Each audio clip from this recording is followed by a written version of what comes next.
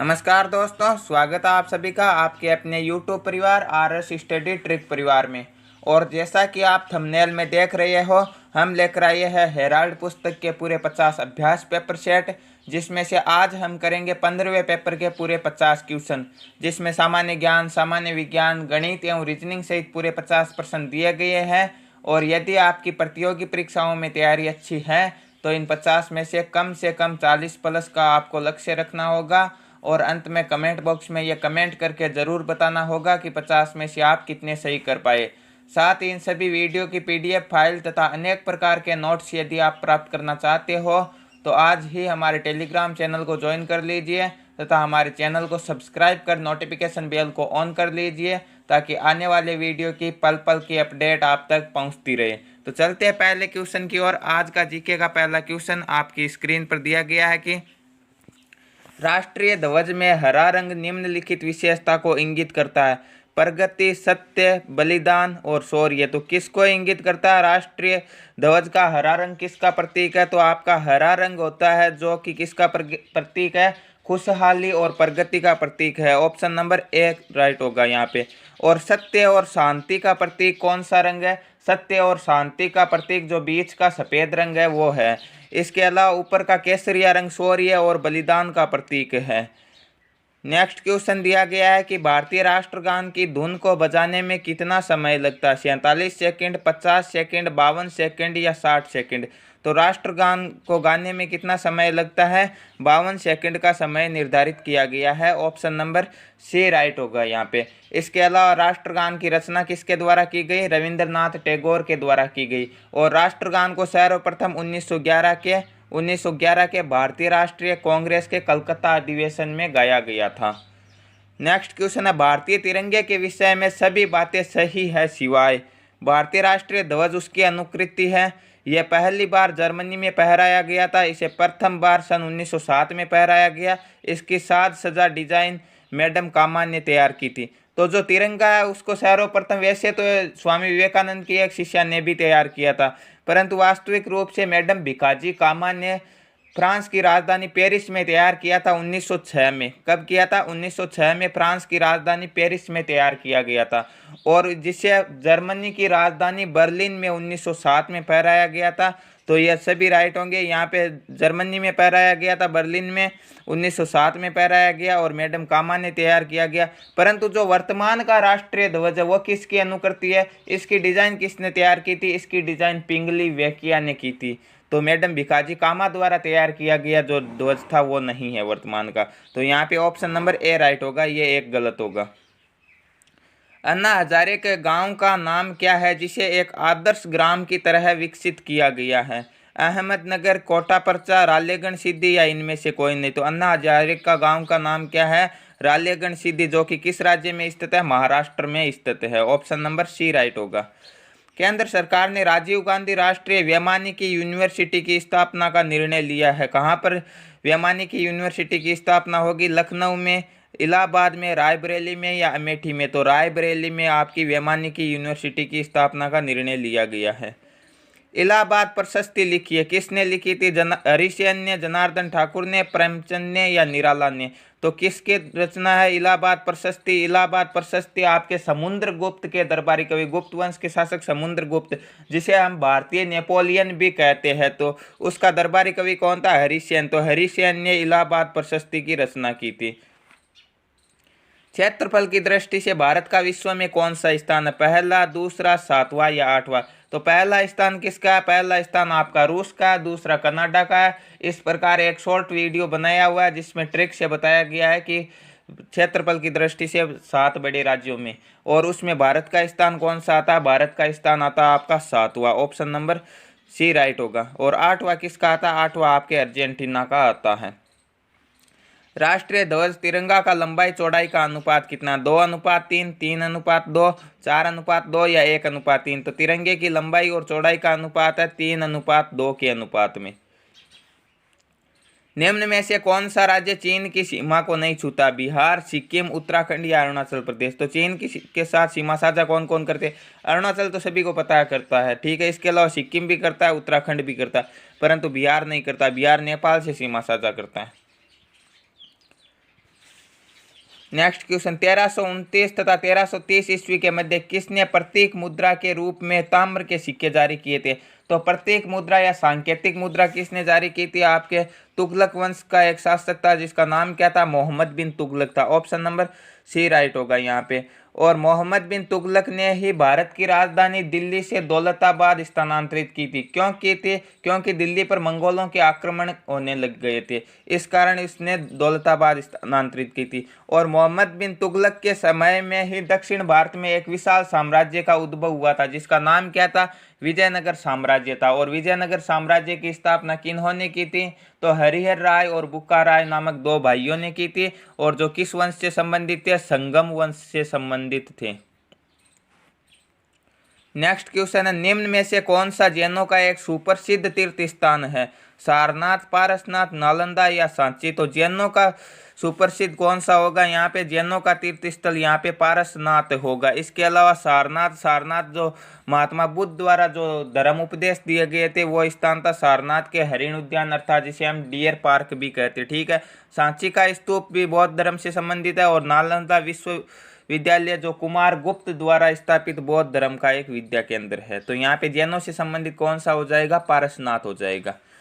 निम्न में से कौन सा स्थान चिकनकारी काम जो कि कशीदाकारी की एक परंपरागत कला है उसके लिए प्रसिद्ध है? कौन सा है? वाराणसी, इलाहाबाद, लखनऊ या जयपुर?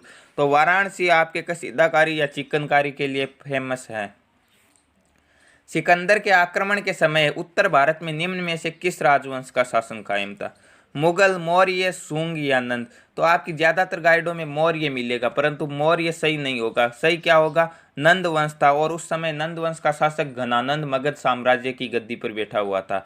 ठीक है। मौर्य वंश तो सिकंदर के आक्रमण के बाद में मौर्य वंश के संस्थापक चंद्रगुप्त मौर्य ने घनानंद की हत्या करके शासक बना था। ठीक है। तो यहाँ पे कौन सा राइट होगा? ऑप्शन नंबर 4 राइट होगा। नंद वंश का शासन था।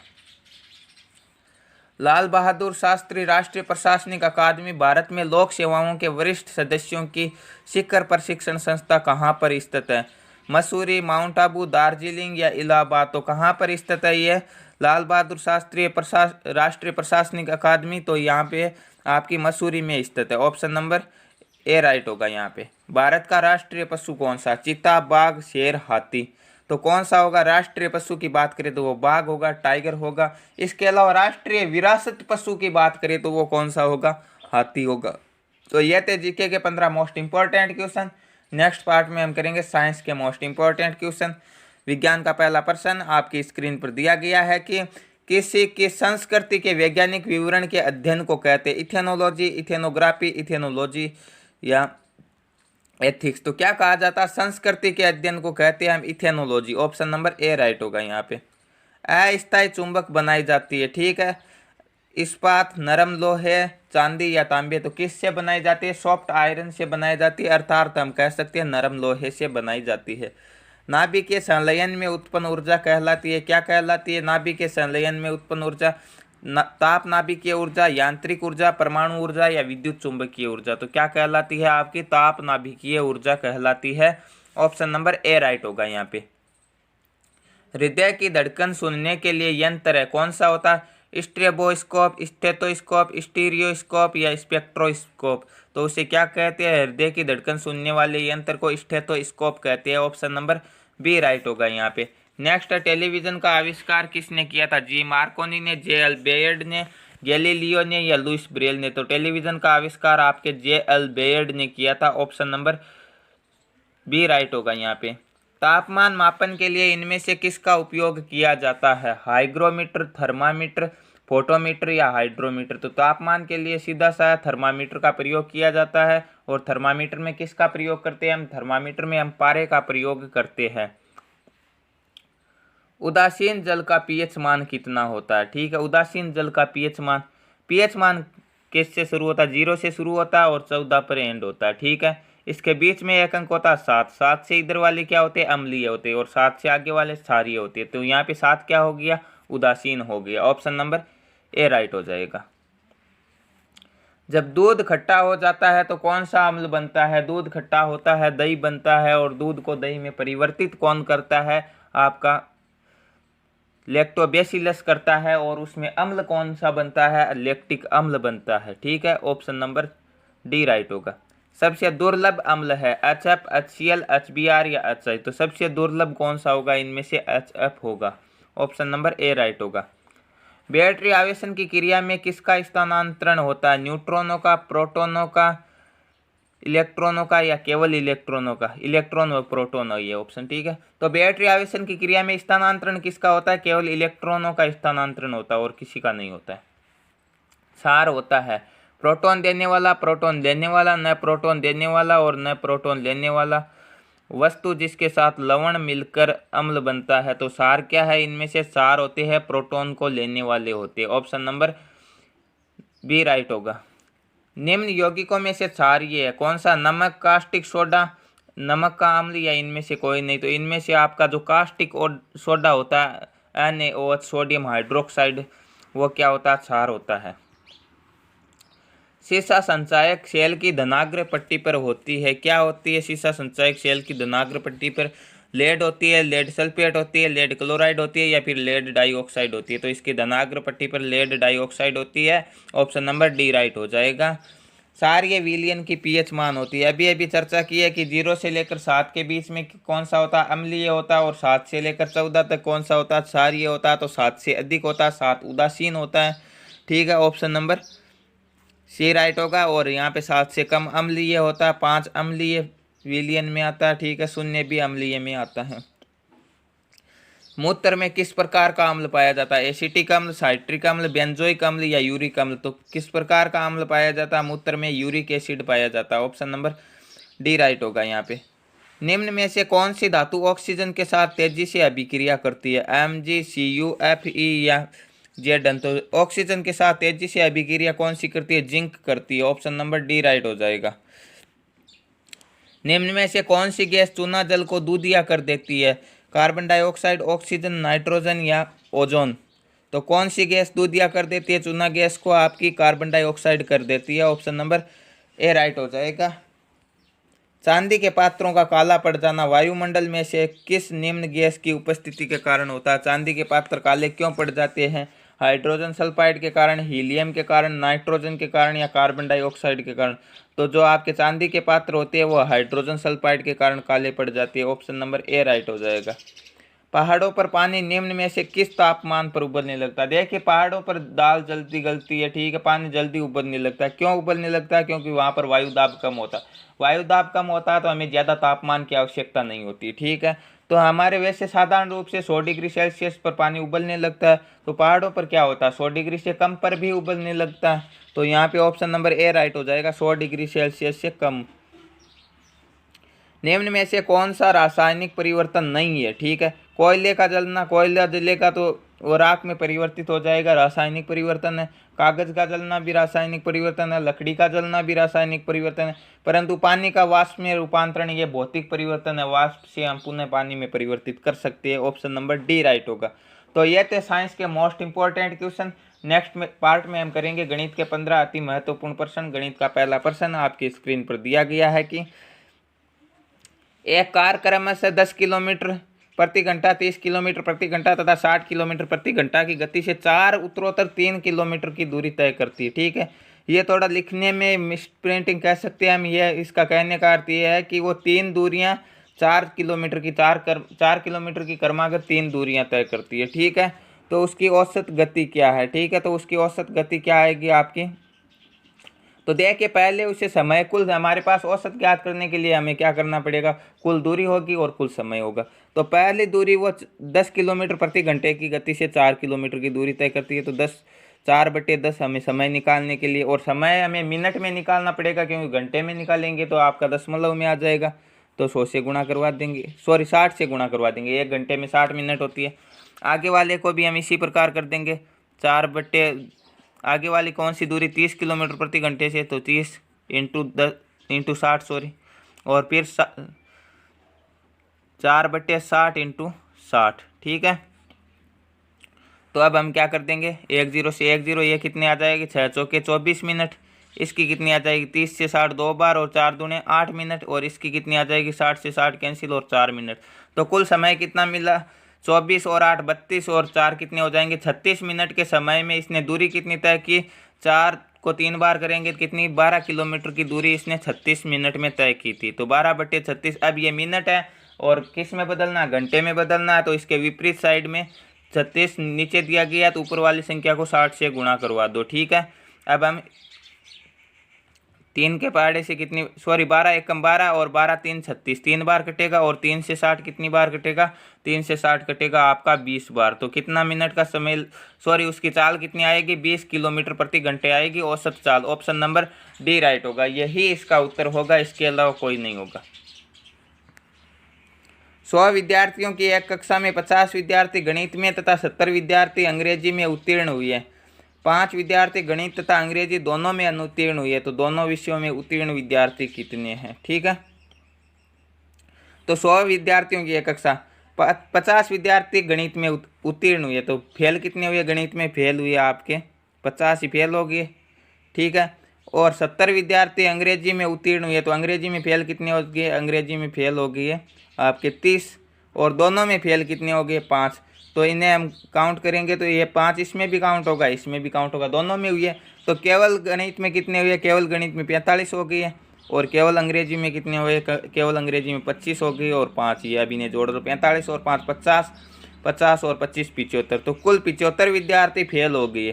तो कुल पास विद्यार्थी कितने हैं आपके 100 में से 75 घटाएंगे तो 25 विद्यार्थी पास हो पाए है। ऑप्शन नंबर डी राइट होगा यहाँ पे।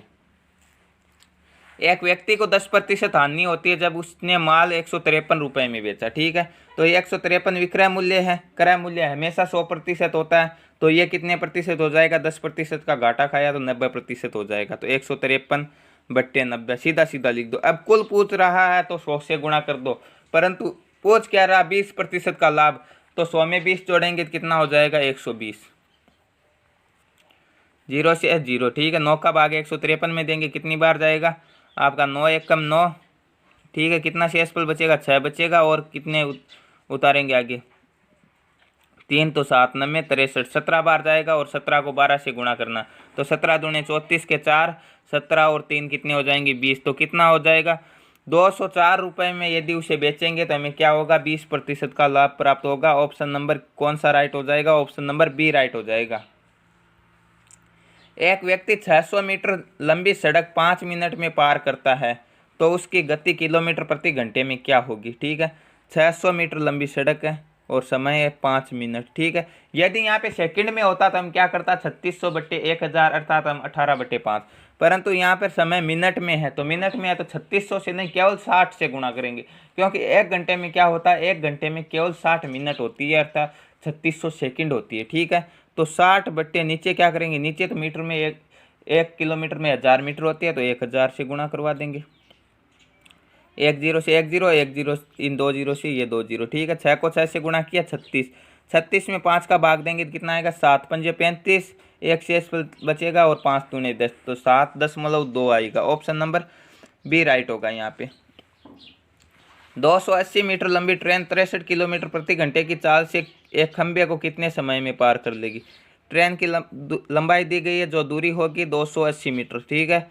चाल दी गई 63 किलोमीटर, ठीक है, प्रति घंटा। तो हम क्या करेंगे इसे, ये किलोमीटर प्रति घंटे में है, तो हम क्या करेंगे इसे 18/5 से गुणा करवा देंगे सेकंड में समय निकालने के लिए, ठीक है। अन्यथा हमारे पास समय किस में आएगा, घंटों में आएगा, ठीक है।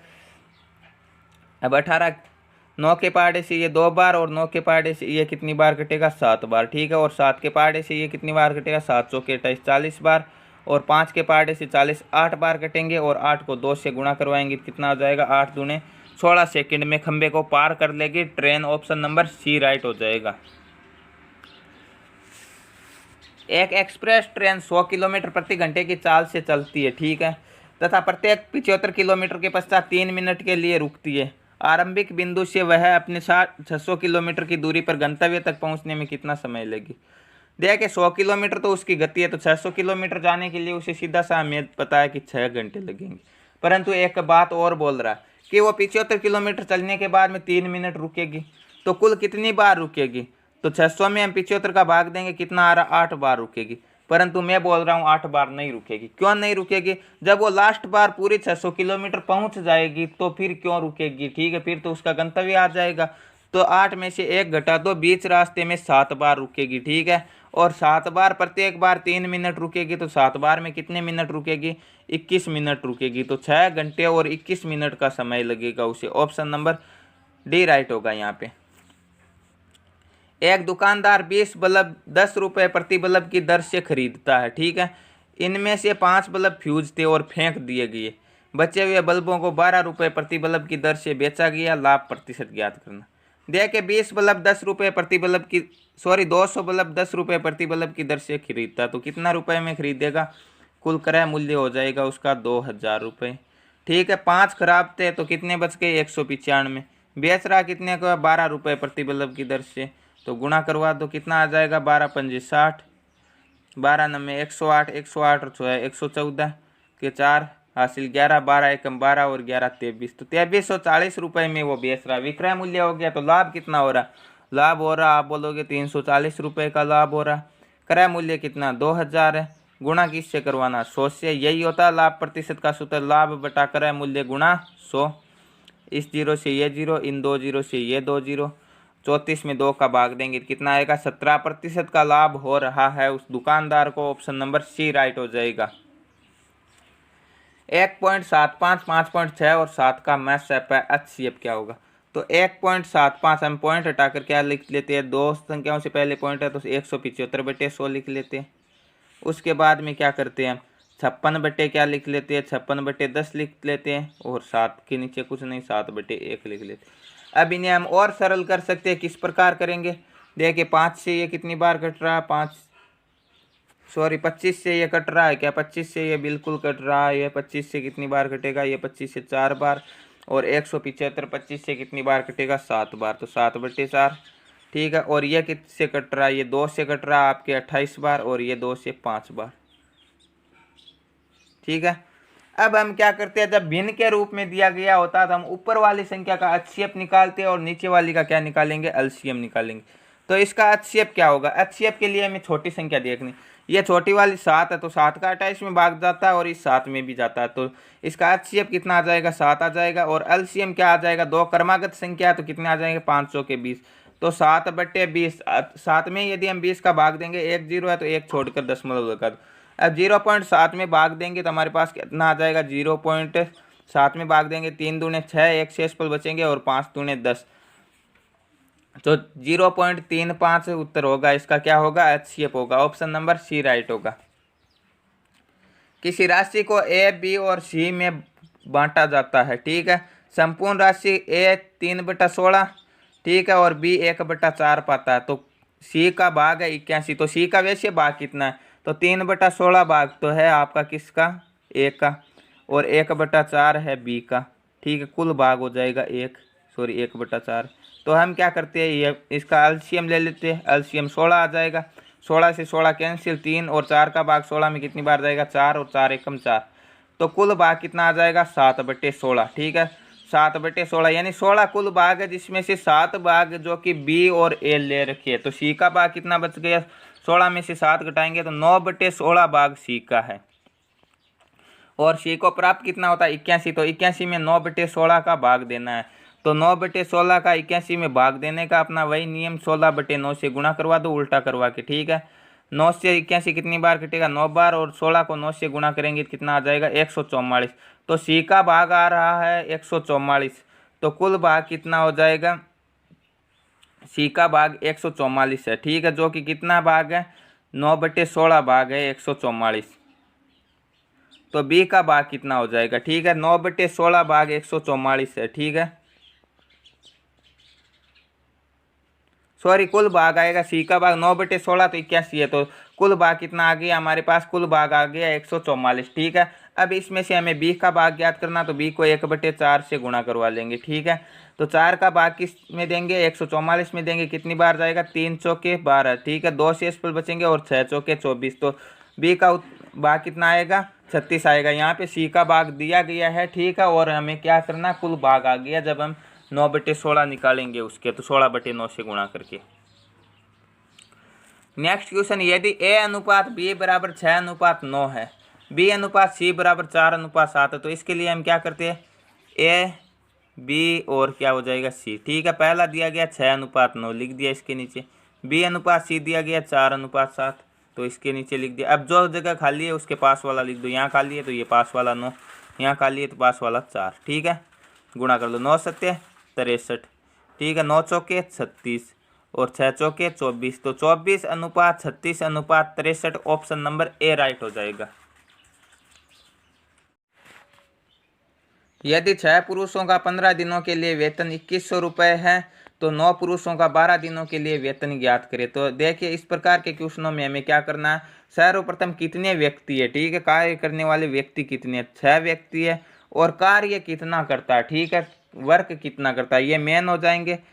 ये एम डब्ल्यू और टी का फॉर्मूला रखना, ठीक है, मेन, वर्क और टाइम। ठीक है, तो वर्क कितना कर रहा है, ठीक है, वर्क यानी वो कमा रहे हैं या कार्य कर रहे हैं, जो भी है, ठीक है, एक कार्य करता तो एक होता है, यहाँ पे कमाई दे रखी है तो 2100 रुपये लिख देते हैं। ठीक है, और टाइम कितने ले रहे हैं, 15 दिनों का। इसी प्रकार नीचे वाले में लिखना, किस प्रकार लिखेंगे, कितने व्यक्ति है, 9 व्यक्ति है, टाइम है 12 दिनों का, वर्क दिया नहीं गया तो डब्लू का डब्लू लिख लेते।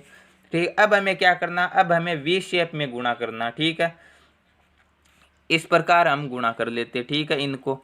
तो अब जो संख्या इस वी शेप में नहीं आई है उसे गुणा करना और जो बाकी है उसका भाग दे देना। वैसे हम काट सकते किससे, इससे, इस 6 को काट लेते हैं, किससे, इस रेखा वालों से नहीं काटना, परंतु 6 को 3 से काटेंगे 2 बार और इस 9 को 3 से काटेंगे 3 बार, इस प्रकार काट सकते हैं। ठीक है, पर क्योंकि बाद में ही तो हमें भाग ही देना, 3 से 15 को काट लेंगे 5 बार, तो इस 3 का काम कंप्लीट, और यहाँ पे कितने बच गए 5। इस 2 का भी काम कंप्लीट कर देते हैं, 6 बार काट लेते हैं 12 को। ठीक है, तो हम क्या करेंगे, 2100 को 6 से गुणा करेंगे और बाकी कौन सा बच गया, यहाँ पे 5 का भाग दे देंगे। ठीक है, तो 2100 गुणा 6 बट्टे क्या करेंगे 5। 2100 में 5 का भाग कितनी बार जाएगा, 2100 में 5 का भाग जाएंगे 5 चौके 20, एक शेष पर बचेंगे 10 आएंगे, 2 पंजे 10 और क्या हो जाएगा 0। 420 को 6 से गुणा करेंगे 0, 6 दूने 12, 6 चौके 24 और एक कितना हो जाएगा 25, तो कितना आएगा 2520 रुपये आएगा। 9 पुरुष 12 दिनों में कमाएंगे। एक 135 मीटर लंबी ट्रेन 49 किलोमीटर प्रति घंटे की गति के साथ चल रही है, वह कितने समय में एक उस व्यक्ति को पार करेगी जो ट्रेन की विपरीत दिशा में 4 किलोमीटर प्रति घंटे की गति से चल रहा है। तो जब 2 ट्रेनें विपरीत दिशा में चल रही है, यहाँ पे 2 ट्रेनें नहीं है परंतु एक आदमी है और दूसरी ट्रेन विपरीत दिशा में चल रही है, तो सापेक्ष चाल क्या हो जाएगी, दोनों का योग। योग कितना हो जाएगा, ट्रेन चल रही है 49 किलोमीटर प्रति घंटे से, आदमी चल रहा 4 किलोमीटर प्रति घंटे से, योग कितना होगा 53। देखिए यदि आपके एग्जाम में ऐसा क्वेश्चन आता है ना, तो या तो वो सेम मान दो यही क्वेश्चन आ गया, तो पेपर में या तो यहाँ पे आपका 5 किलोमीटर होगा या फिर ये 4 होगा तो ये 50 होगा, क्योंकि इसी आधार पर इसका वास्तविक उत्तर आएगा, अन्यथा इसका वास्तविक उत्तर नहीं आएगा, दशमलव की संख्या में आएगा। ठीक है, तो उसका कुल मिलाकर यह होगा कि उसका योग कितना देगा, वो योग देगा 54 किलोमीटर। तो दूरी क्या हो गई 135 बट्टे हम 54 लिखते हैं। ठीक है, इसके पास की संख्या लिख भी सकते हैं क्योंकि उत्तर लगभग ही आता है। ठीक है, गुणा हम क्या करेंगे, गुणा हम वही 18/5 से गुणा करवा देंगे। 18 एकम 18 और 18 3 कितने होते हैं 54। ठीक है, और 3 का भाग 135 में जाएगा, कितनी बार जाएगा 3 का भाग जाएगा 1 4 3 12, एक शेष पर बचेंगे 5 3 15। ठीक है, और 5 का भाग देंगे किस में देंगे हम, 5 का भाग 45 में कितनी बार जाएगा 9 बार, तो 9 सेकंड का समय लगेगा उसे। ऑप्शन नंबर बी राइट होगा।